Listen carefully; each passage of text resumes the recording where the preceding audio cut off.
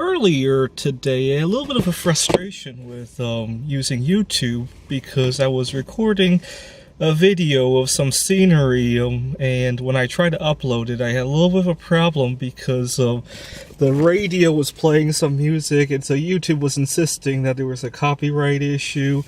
And you gotta understand, the quality was terrible. I mean, for the music at least.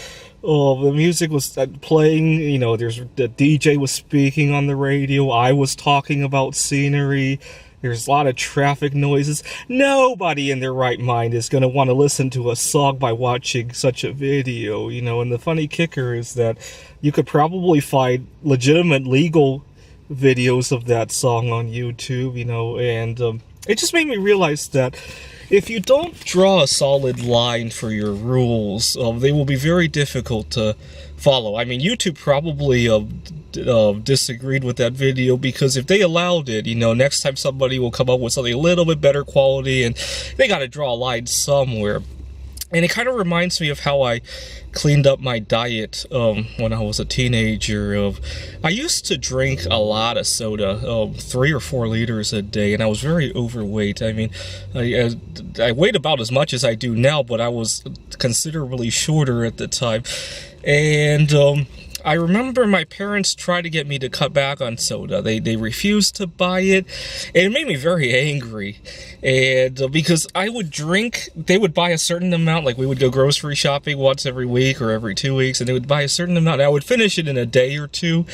And they wanted me to spread out that soda for the week or two. It never turned out. And this was when I was 13, 14, 15, and it went on for a few years. And when I was 16, I quit drinking all soda altogether, and I also, at the same time, I learned about the ingredient in soda that makes it so bad for you: high fructose corn syrup. I used to love chemistry. I almost decided to major in chemistry when I was in college, but my parents decided that I was a little bit too careless for it. They didn't want me to blow up my head or whatever, or worse, hurt somebody else doing these experiments. Whatever the case is, I quit drinking soda altogether, and it was much more pleasant than trying to drink as much soda as my parents wanted me to, which was like a tenth of what I was accustomed to drinking. And it just made me realize, if you don't have a solid line, it's just difficult. I mean, it's not necessarily a physical addiction, but if I allow myself to drink soda when I'm doing this, like when I go visit my grandparents, or, you know, then it becomes, well, can I drink soda when I visit these other people, or when I do this other thing, you know, when I need to celebrate, or, you know, if I allow myself to drink soda to stay up late at night to study for an exam, it becomes, well, what if I need to stay up for something else, like the other night when I was viewing the full moon. You know, it just becomes very tricky. It's kind of funny why I quit drinking soda. When I was 16 years old, I got fascinated with a math problem called Ramsey theory. And I remember thinking, because there's no scholarship money involved in that problem, I remember thinking I need to retire early to work on that problem. And I remember thinking that if I could marry somebody and marry into a cheap country, you know, get a citizenship for a cheaper country, I could probably retire a lot younger, you know. And at the time I was very overweight, so it was very difficult for me to meet any girl at all, let alone a girl from a cheaper country. You know, a lot of those cheaper countries don't even know what being overweight is. And so that was my motivation. And it's kind of funny because I eventually met such a girl, and she eventually moved on in her life, but I got to meet her sister.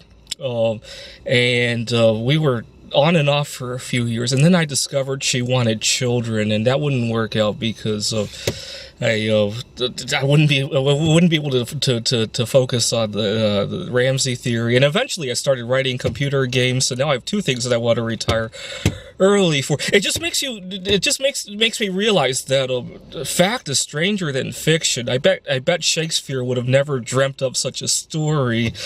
And then there was another girl I met at a conference 6 years ago, and I still talk to her regularly, and I visited her last year, and she doesn't like how I'm addicted to writing computer games. So she wanted me to take a break from the games while I was with her last year, and I ended up getting very sick from it. And this is another case where fact is just stranger than fiction sometimes. Shakespeare would never have dreamt up such a story. Anyway, so it just makes me realize that I'm a lot happier not drinking soda than drinking it in moderation. It drives me crazy when people think I could be happier drinking some soda. You know, sometimes when I talk about this, I've learned to just, when people say it, to just not respond at all.